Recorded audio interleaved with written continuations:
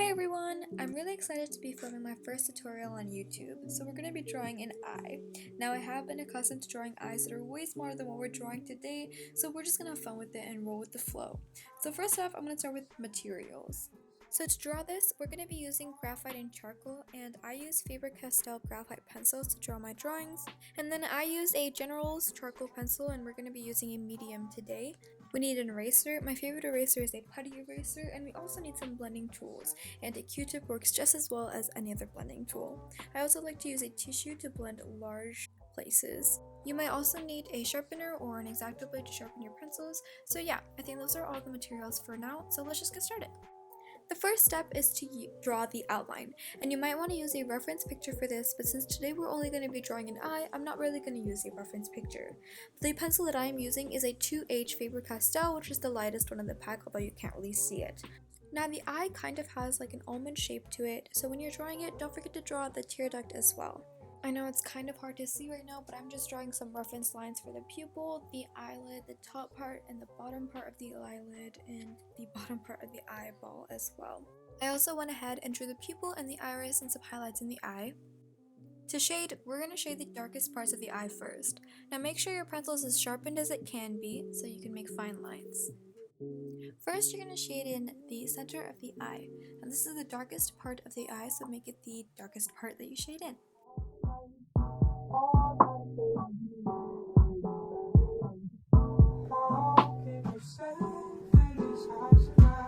Now use your 6B graphite pencil or the darkest graphite pencil you have to shade in the top of the eye. Now first, I suggest you go as lightly as you can so you can keep building on and adding more layers depending on how dark you want your eye. First, go in one direction and then switch your direction up to make it a little darker, kind of like cross-hatching.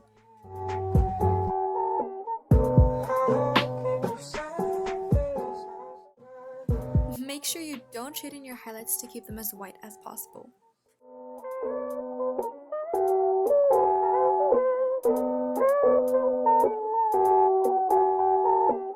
Keep using your graphite and charcoal pencils to add layers onto your drawing, and look at your reference picture to see where it's dark and where it's light. Don't color in too much in your highlights to keep them as white as possible, and try to add in more darks because darks make the picture look pretty. Also, don't let your picture be too scratchy. If you need to blend, you need to blend. So make sure it's all smooth and clean, and whenever you have too many pencil scratches or you have too many dark lines, you can either use your eraser to lighten them up or you can use your blender to blend them in. Try to add as many details as you can by looking at your reference picture to make it as accurate as possible. So after shading the pupil and the iris, I start by shading the tear duct and the outside corners of the eyes. Now although the eye looks like it's white, it really isn't because there are a lot of shades that go in from the eyelashes and the eyebrows. So sometimes you just really need to use your pencil and go really lightly. In this part, I use a 4B pencil and I hold the pencil a little far away from the tip, so there's a little bit of more control when I shade. So this way it's easier for me to control the pencil to keep it light. I can keep building and adding layers onto it.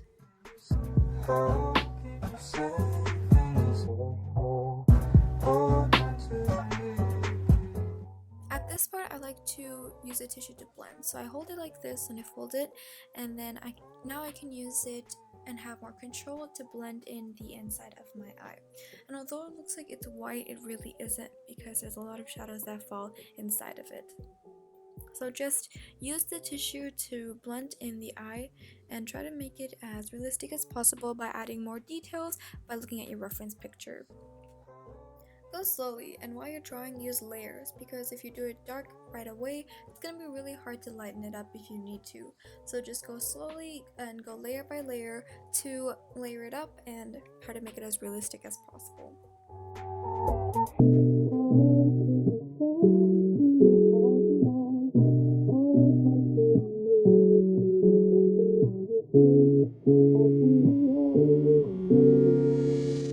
For the tear duct, refer to your picture to see where the dark places lie, and then blend in the entire duct with your Q-tip.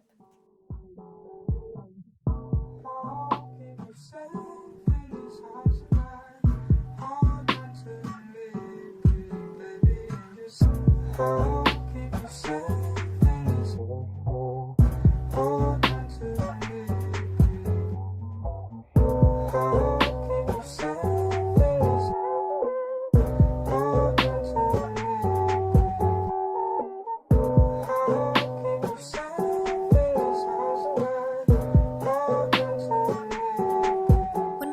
Try to use the side of your pencil instead of the tip of your pencil so it makes a little slant, so it's easier to shade.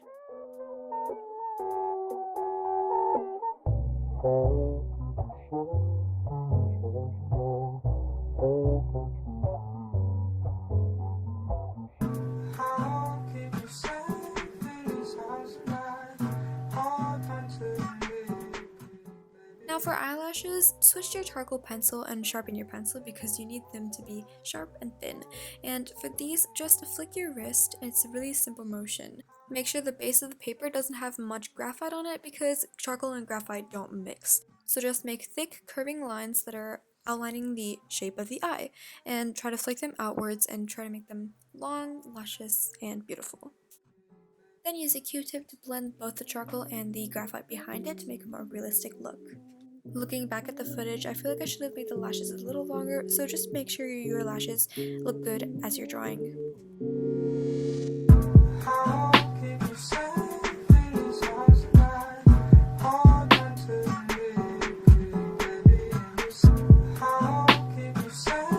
Now for the eyelids, since this is a bigger area, it's easier to shade this in with a tissue, so keep your pencil going in one direction and try to put a little bit of lines through it to make it look more realistic.